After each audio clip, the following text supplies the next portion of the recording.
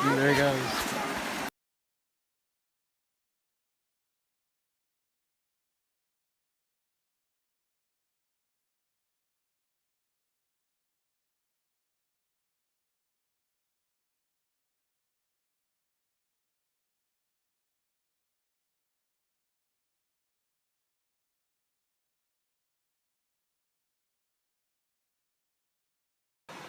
Still at the creek here, just got this little tiny smallmouth.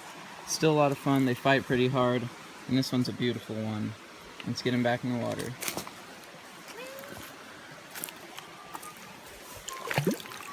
There you go.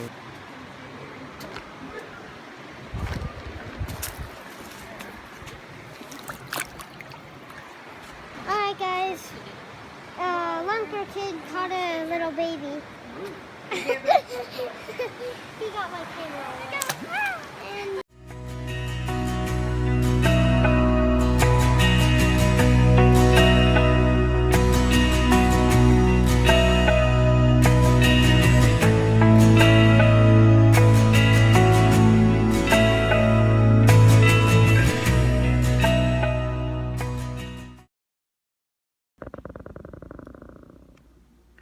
Alright guys, it's LunkerKid. I'm going to diagram and explain how we were catching fish at the creek last weekend.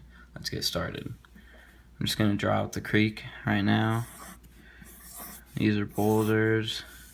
Here's the one shoreline, and then here is a steep canyon wall right here.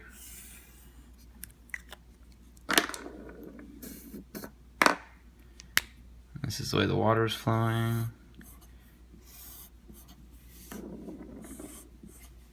And right here was a deeper pool.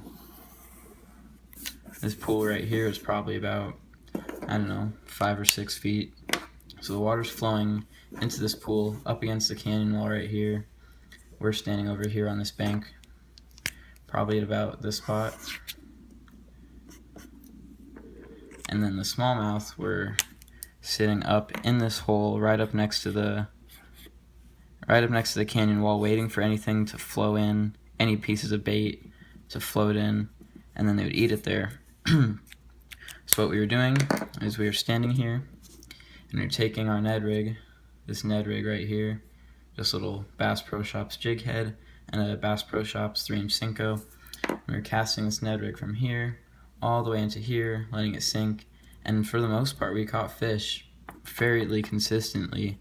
And they're schooled up in this spot right here because of the deep water, the current flow, and the food getting pushed to them, plus the cover of the canyon wall.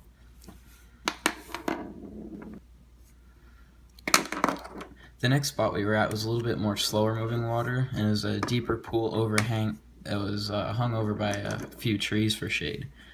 So here's the rocks at the beginning of the pool, and then here's one bank, and here's another bank. This bank was more covered in bigger boulders like that.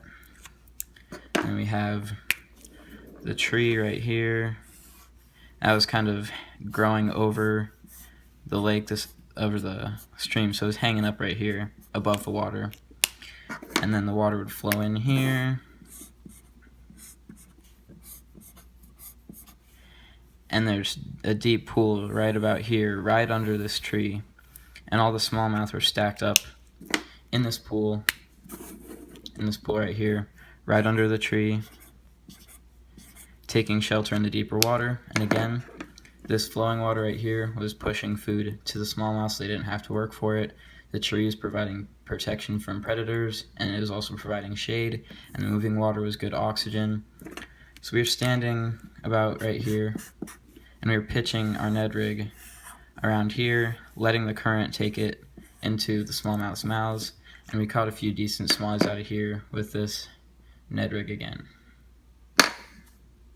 One last thing, guys.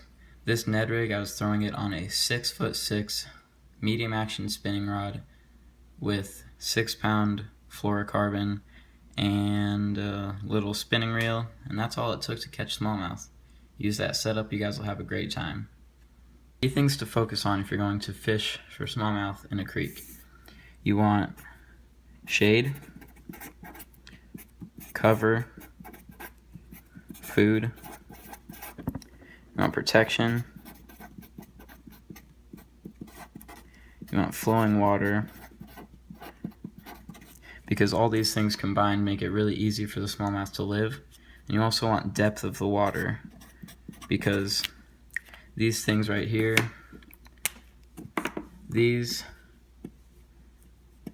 all provide ways so that the smallmouth can stay safe, and these make it easier for them to eat. And these things are where we caught our smallmouth, and all those combined are where all of these smallmouth are stacked up. So if you look for these things next time you go to a creek, I'm sure you'll catch fish. Thanks for watching. Have a nice day.